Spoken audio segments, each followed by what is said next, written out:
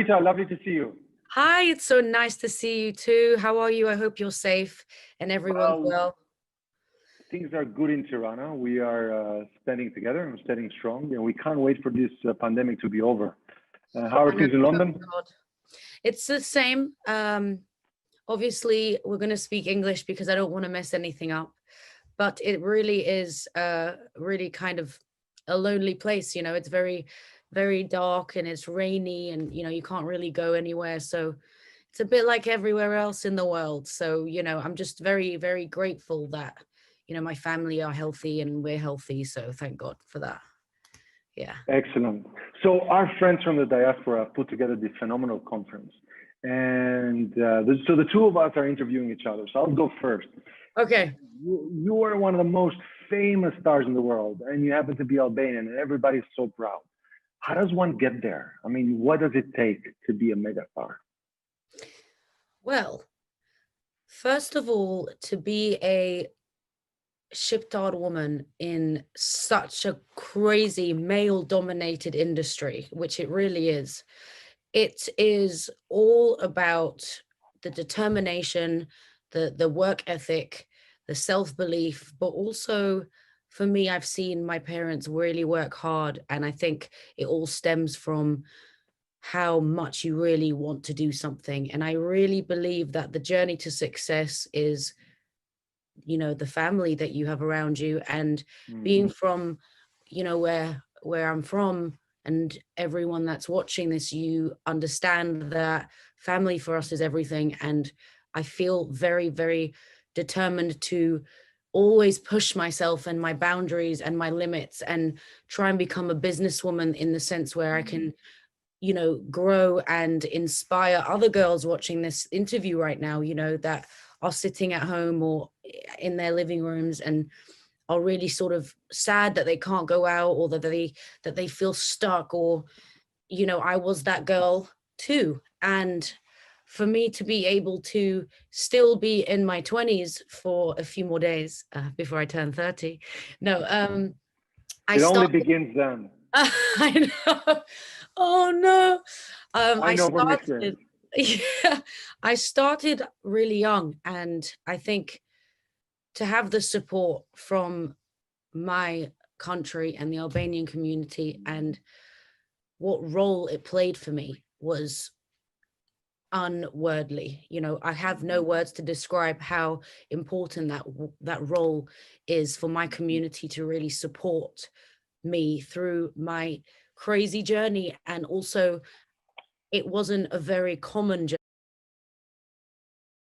either. You know, it's a dream. You know, we dream these jobs since we were kids. And so I think that if I can improve a community and we can help each other thrive, then that's really, my job is done, you know.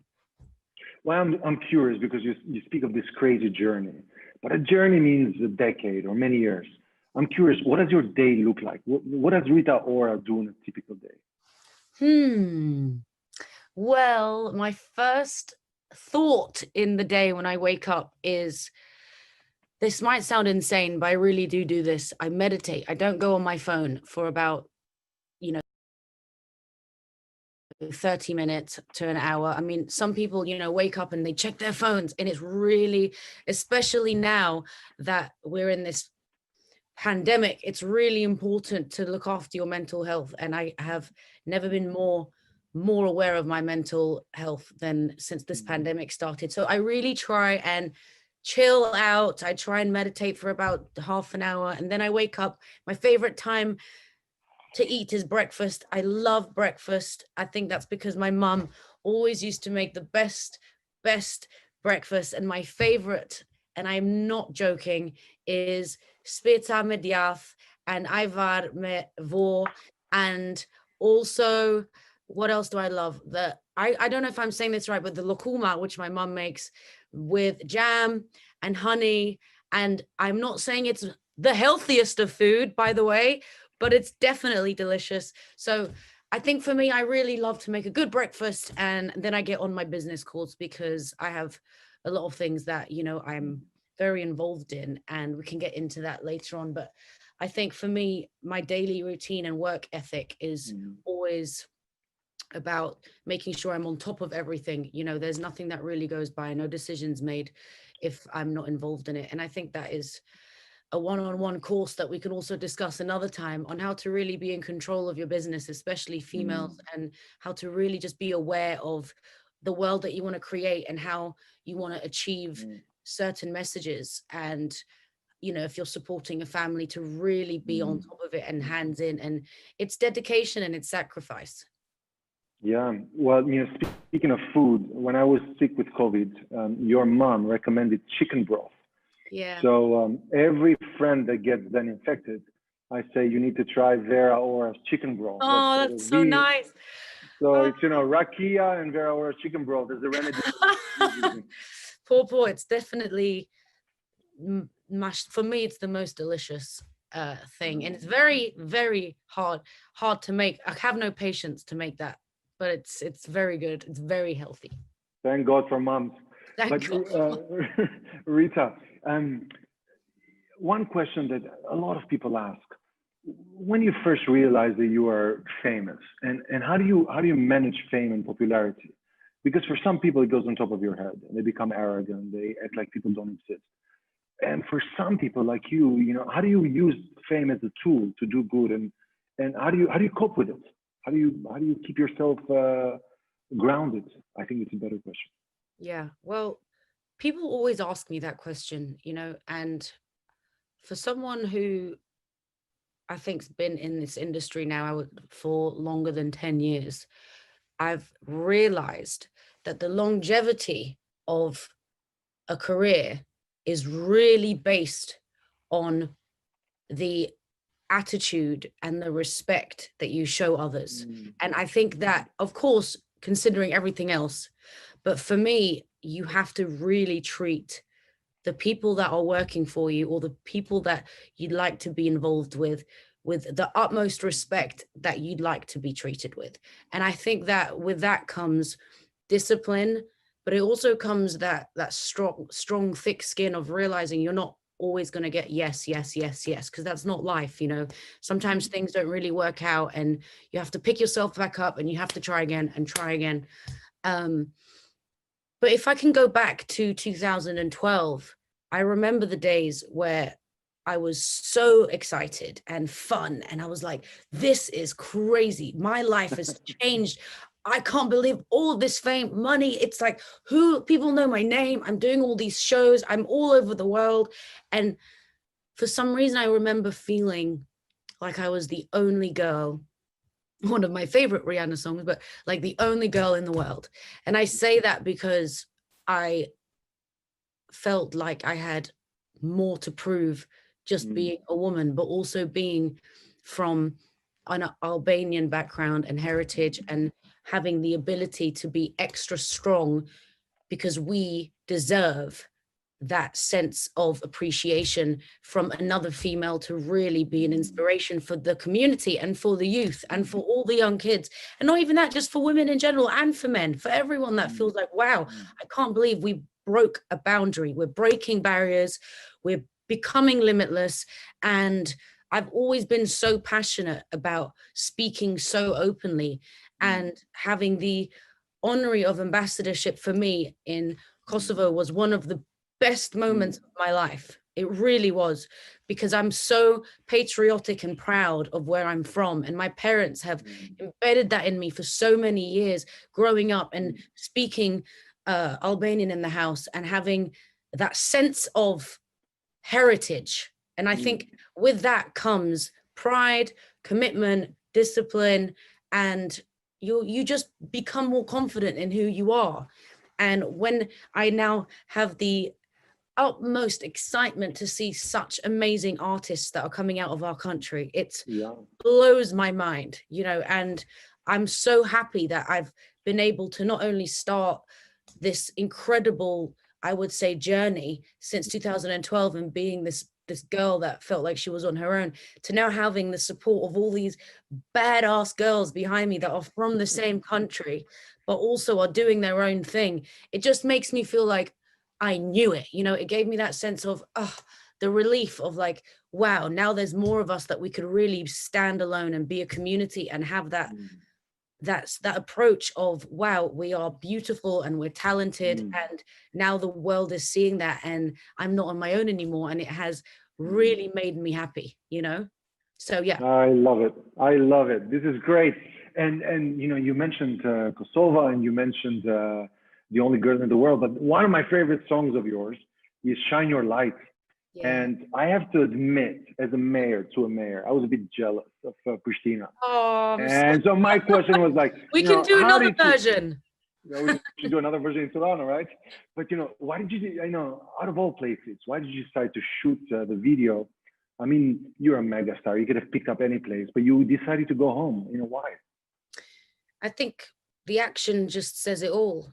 You know, I decided to go home, and that really is all that it is. You don't forget where you're from. You don't forget the people that helped you when you didn't have anything. You don't forget those little steps that you need to climb to get to the top step. And then how do you stay on the top step? By not forgetting. And I feel like I have so much more to do, and I'm only about to turn 30, and I have all these incredible things in the pipeline. And to be able to say I'm a businesswoman and carry out a business that has such substantial value has really made me feel like, you know, one of my biggest inspirations is women like that can do a lot of things. And for me, for example, like Jennifer Lopez and Cher and all of these really confident women who have been able to create brands and businesses and stand on their own. And, you know, as an ambassador, I've taken it upon myself to really be vocal about how to be able to start your own business and how to be able to sustain a career for yourself and how to be able to be your own boss, or at least structure a business plan that you are happy and confident with. And with that comes,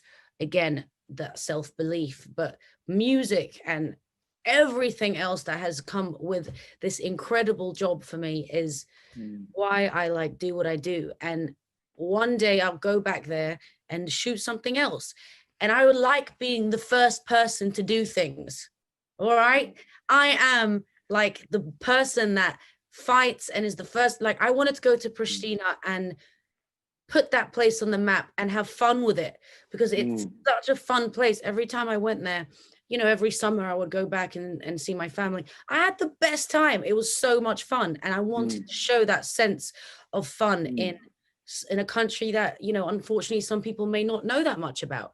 And I feel like now times are changing and things have changed. And that was a long time ago. I mean, what Shine Your Light was, oh gosh, I would say 8 when we were a bit younger. When we were a teeny bit younger. But being able to be, you know, here today and speak about things that I've done and grow up older and watch other people do such incredible fun things and make music videos, it's like, you know what, good for them. I'm very happy. And, you know, it's always exciting to be able to figure out the next 20 years of someone's career, of your life. And that's in the phase that I'm in, and it's going to be very exciting. That's great. But Rita, look, I travel quite a bit, and most people don't know where Albania or Kosovo are. So for me, it's easy to say, look, I'm from Albania. And us Albanians, you know, we're people like Rita Ora. And then people realize and try to put us in the map. But you did the opposite. You know, you grew up in the UK. So you're, you know, you feel the Britishness. You are in a big country, a place that gave a lot to the world, that at some point ruled every part of the world. But then you made a choice to sort of identify yourself with your roots. Why did you do that? Because I've seen a lot of people. I also used to live abroad. And some people say, look, I'm not going to bother explaining them where I'm from. I'm just going to say I'm a first generation American or first generation British. But you made a point to be proud and to explain your Albanian roots. Why did you do that?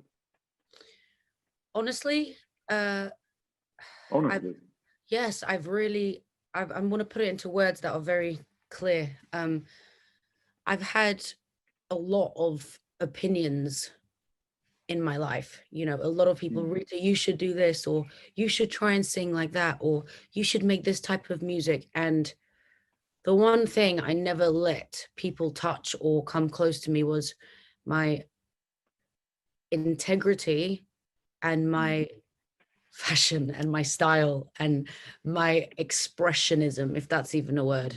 I don't know. I think I just, but being able to express myself is something that I take very, very, very close and dear to my heart. If I wasn't able to have that sense of freedom, which my parents always gave me, thank goodness for them. You know, they were always like, you can be who you want, you can dress how you'd like. And that for me gave me the confidence to know what I wanted to do with my life. And they came from this heritage. That's their background. They grew up and went to school in Albania, and that is who I grew up with. And for me, it was a very important thing to tell the world the truth of who I am and where I'm from. And I've always been a bit of an open book, but I'm also so inspired by the heritage of Albania, the fashion, the traditional clothing, the music, the artistry. And I've always loved that about Albanian culture, you know. And so, you know, you'll see in the upcoming projects that I'm doing how I'm really getting inspired, you know, fashion-wise by just the heritage and the culture of Albania. And hopefully I do it well and the history will come through, and it'll be a really, really another proud moment, because I have a plan that I've been working on for a while, and I'm only telling you because you are the mayor, and I want you to have the first insight and the first bit of gossip that this is going to be a game changer. And, you know, this is again another way that I'd like to show my appreciation to my country and where I'm from. I love it. But you know what I also love? That you're not only a proud Albanian, but you're a proud cosmopolitan girl. So you belong to the world not only through your music, but one of the agencies that is very close to my heart and to the work we do in the city with children is UNICEF. And I was thrilled, not only when I saw that you became Kosovo's honorary ambassador to the UK and to the world, but also UNICEF and taking this cause of children. How do you find time and why? I'm just curious to know, because you don't get paid for it. You know, you really have to make time to make these trips and you get involved in these causes. Well, I think I just always remind myself where I, you know, how I started. I wasn't always, you know, me and my family weren't, you know, we weren't the poorest of the poor, but we weren't the richest of the rich. And, you know, I've been able to rub shoulders with some of the most influential people in the world that use their power for good and help everything from environment to kids to education to women abuse to mental health. I mean, it's endless. And I feel like that was my duty to be a famous person, I guess, and try and bring awareness to things that are important. And for people that don't do that, I feel like it's a really big waste of an opportunity. And I'm very passionate about the children of our future. I really am. I feel like that's really the future. And I think you can understand that as much as anybody. And I feel like if we don't start paying attention to that, it could be a big, big problem. So that's why I wanted to go and really do something great like that. Yeah. Here's one almost final question. Yeah. You clearly had a vision. So you speak of what you were like a decade ago and how you grow with this vision, but how you were always clear what you wanted to achieve. And I also look at the social media and everybody saying, oh, Rita and the other girls, we're going to do a song together. Yeah. Which is great. But I think there's so much more that we can do together, not only in arts, but in entrepreneurship, in science, in economy, in politics even. So you explained very well the vision you had to become successful. But if I asked you, what is your vision for the Albanian young diaspora, let's say 20 years from now, let's say Albanians 2040, what does that look like in your dream? In my dream, that's an amazing question, Mr. Mayor. That's an amazing question, because I have so many dreams that I'd love to do for our country. And I think in my dream, my real goal would be to give as many people opportunities to have an amazing career in business. And I think that I've learned so much over these years of how to be a businesswoman, and I still am learning. And I find it fascinating that with a click of a decision or one room with somebody, or having that opportunity to know things like, you know, everything from money, being able to have employees, being able to figure out things like real life situations like mortgages and loans, and having the ability to like actually figure out how you can really plan the next 10-15 years of your life if you want to have a family, or if you're, you know, any situation that you're in, or unis or whatever. And so I think that for me, I'd love to start I would say community center, or some sort of a amazing course where you can be creative and have that ability to really know what you're getting into. So when you walk into a room, you know, you really have your bullet points, and you're prepared for a meeting, and or you're prepared for fighting for your corner. And I also want to be able to have the ability in this course to just have people do music and create and have a really artistic approach to things. So I think that would be my dream, to build almost like a building full of just courses from the best teachers in the world, to really come and start training up the future. I love it. So my final question to you, you know, if you were to sort of send one message, it's been a tough year, especially for young people. You know, we're trying to keep track with the quarantine. What time do we need to get in? What time out? We open and we close again. So you mentioned mental health. So it's been a difficult year for all ages, particularly for young people. You know, some people had to put their dreams in the freezer simply because they couldn't get out and do and perform gigs. If you were to give one message of encouragement, of hope, not only to Albanian kids in the Albanian diaspora, but to young people in general, what would it be? It's very, very difficult. And I feel the sympathy that I have towards the young kids of our time, especially living through this pandemic, is unfathoming. I mean, it's beyond my wildest expectations to even have the right things to say. And I think all I can advise is to really try and occupy your brain, and to physically try and stay fit, or at least exercise, or, you know, do something that you are challenging yourself, whether it's starting a course or doing something that you feel like you would be proud of it if you showed someone else. And I think that with my mother being a psychiatrist and seeing how she's been dealing with the pandemic and how all the cases have risen, you know, I think it's so important to understand that it's easy to get dragged down, you know. And I feel like for me, what's helped me a lot with my mental health, because I'm still working on it, everyone does, we all get stressed, we all have moments where we need to take a minute and really reevaluate what we're doing. And so I think for me, reading has really helped me, and picking up a book and figuring out a way to get out of my head. So I've been reading a lot of crazy books, actually, weird books, but that's something I wouldn't usually do. And I would usually take about a year to read one book, you know, and I'd leave it, pick it up, put it down, pick it up. But this time I'm like, wow, let's actually finish this. And you know, I think that's what occupies me, but it could be something else for someone else. So I would say try not to focus on other people's opinions. And of course, with social media, it could be very hard, but try not to feel that life is real, because what's real is what you are bringing to the table and how you want to make yourself feel. So, you know, it's obviously easier said than done, but that would be my advice. Oh, I love it. You are such a star. You encouraged me. I thought I had all the answers, but now I'm all psyched and ready to go. Do you have any questions for me? Anything? I do. Yeah? Yes, I do. I have a few questions, not too many, but these are some questions. Yes. Just easy questions, you know? Easy. All right. I think that it's awesome that Tirana will be European Youth Capital in 2022. That's very exciting. What a fantastic way to showcase not only the progress the city has made, but also all the Albanian traditions and the culture and having a good time with it.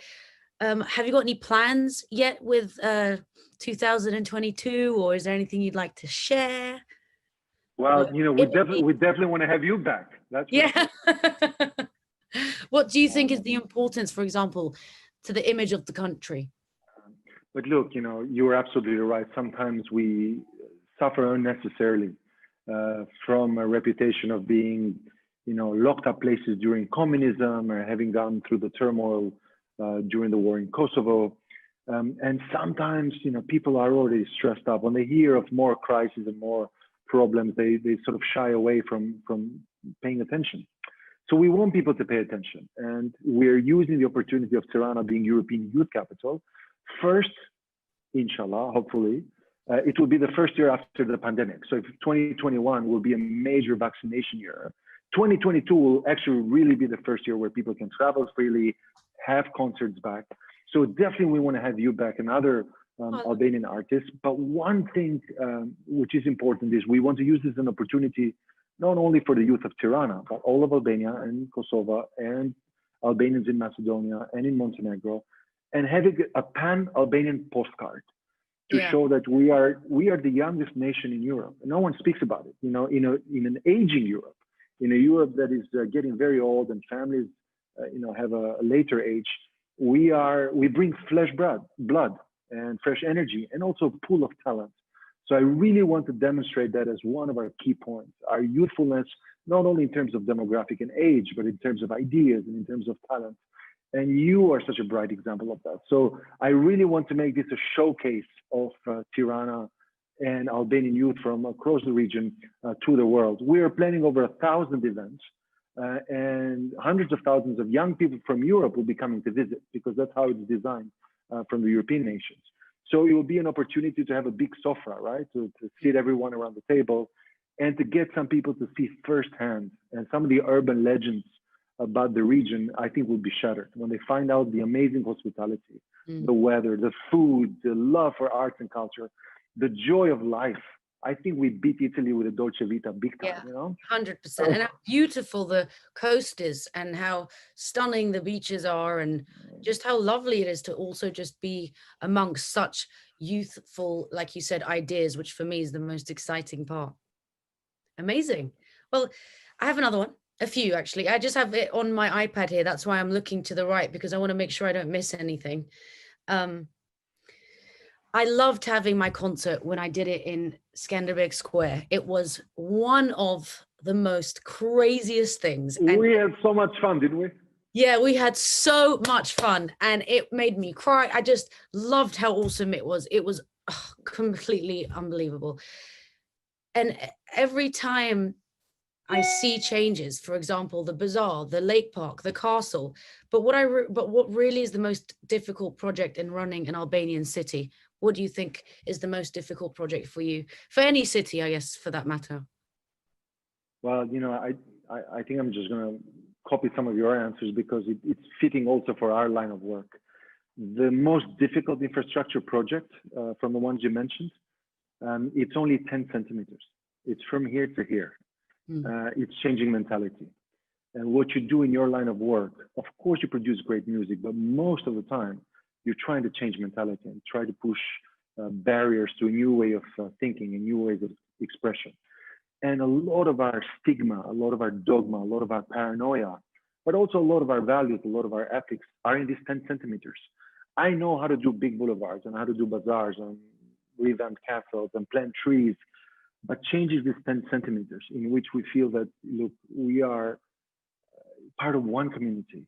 We can't vandalize, we can't throw trash, we can't speak ill of our own country and of our own people. And I think changing that mentality, I think it's a never-ending project. One of my favorite places is this church in Sagrada Familia in Barcelona. And the way Gaudi and the architects design it as a never-ending project. So you keep building and building and never finish it. So I think these 10 centimeters are probably the most difficult infrastructure to change, because I think it deals with our psyche. And I loved when you were speaking, and every time I talk to your mom, the importance of mental health, of keeping it together, because it's all in the mind. And once us Albanians put it in our mind to collaborate, to support each other, to encourage each other, we do amazing things. Yeah, and I believe that. And I think it's also just changing the conversation, isn't it? Just Yeah. changing the language, changing the dialogue, and with that comes teamwork. And for me, you've got such a strong intuitive team, and you yourself have such great um youthful and exciting ideas that it really does bring excitement to our country. And so for me, I just love watching you work. It really is very, very amazing. Last question. Sure. I know that everybody is talking about, of course, the pandemic, and but aside from that, Albania also had two major earthquakes that left thousands of people homeless. How are you coping with all of the reconstruction and all of the efforts? Well, the way I'm coping is by working with friends like you. Yeah. One person can't do everything, but if one person can crowdsource help from friends, and what I did is, I wrote to you and you adopted a house. And then people saw that example and started emulating it. So the virus is contagious, as we've seen, COVID. But goodness is also contagious. Love is also contagious. Solidarity is also contagious. And I think what we can learn from the virus is how to turn good things into contagious energy. Yeah. So what we did is in the very early days, when people like you and others adopted a home or a house, especially for the extreme vulnerable. So if it was a widowed mom or a lonely grandmother, that took attention first. Now we're in a major process of rebuilding. So it's been 3 new neighborhoods in Tirana and 1,000 individual homes. These 3 new neighborhoods each has between 10 to 20 flats, apartment buildings. And these individual homes are mostly in remote rural areas. But the question is, as we say in Albanian, some bad things can also be turned into great energy. So is this an opportunity to build back better and to build with keeping nature in mind, and to make sure that we build these new neighborhoods with peace with nature and with environmental integrity, and to make sure that we do things right. Of course, some of it we inherited from Second World War and from communist days, where people were poor, materials were poor, and most of the work was done by volunteers that had no expertise in construction. But if we can now do efficient energy, and if we can do this orbital forests and surround ourselves with greenery, if we can add more bike lanes. So we are using a crisis into an opportunity. Yeah. And I think in every crisis, there's an opportunity to do good. I agree. You saw an opportunity and you became a UNICEF ambassador. You saw an opportunity and you decided to build a house. If everybody decides to do something rather than complain, complaining is easy. Yeah. To join the choir of cynics and skeptics is the easiest thing to do. There's always something that goes wrong. To go out of that comfort zone and say, look, I'm going to do something about it. And rather than bitch and whine about everything that goes wrong, I'm going to do my bit. And if it inspires others to do more, like your action did, then the more the merrier. So we're in a good moment of recovery. And I think after the pandemic and the full reconstruction of the earthquake, we will be much, much stronger and even tighter as a community. Wow. Wow, that's amazing. Well, that's exactly the answer I needed as a former Albanian like myself. But I really wanted to say that, all of these plans that you have, I'm going to ask that one more time. I really wanted to just say all of these explanations that you've had and all of these amazing future plans that you probably have ahead of you.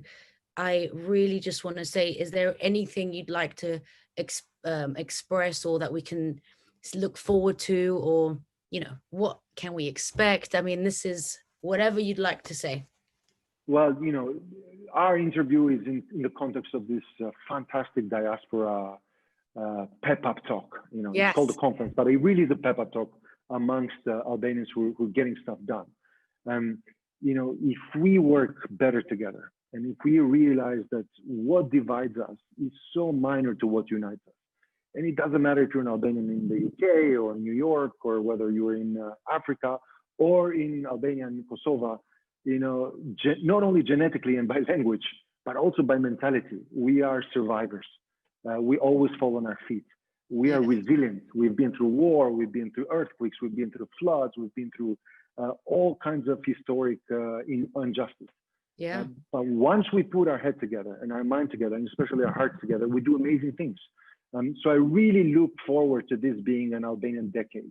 Yeah. We've put behind a lot of the worries of the past, but it's really time to look at the future. And what you've done is an absolute inspiration. So I can't wait to do more.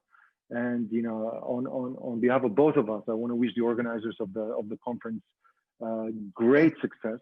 Yes, Thanks for putting us together, because sometimes we're also looking for opportunity to reconnect. So I'm so proud of you, and I really look forward to seeing you in person when all this pandemic is over. Thank you. I'm so proud of you and your team too. And like always, whatever you need, you can just let me know, and we will be the best team. And I'm here for anything that you need. I'm very, very excited to give you guys more things to look forward to, like music and movies, and there's a lot of things happening next year. So I'm actually flying away next year, hopefully, inshallah, if everything is well, to do a project for about 3 months and 4 months in Australia. So I have really got down under. Yes, not that I've experienced it that much, but I'm looking forward to having the ability to come back and share those stories with you. So please stay safe, stay well, stay healthy, and everyone on the conference, thank you so much for putting this together. And to Dua Krejt Bolton and everyone in our country specifically, thank you for listening and for supporting me and giving me that belief that I can really carry on and show you guys more things and make you prouder and prouder each day. Rita, të duam shumë faleminderit. Faleminderit edhe ty, Dora. Have a great day.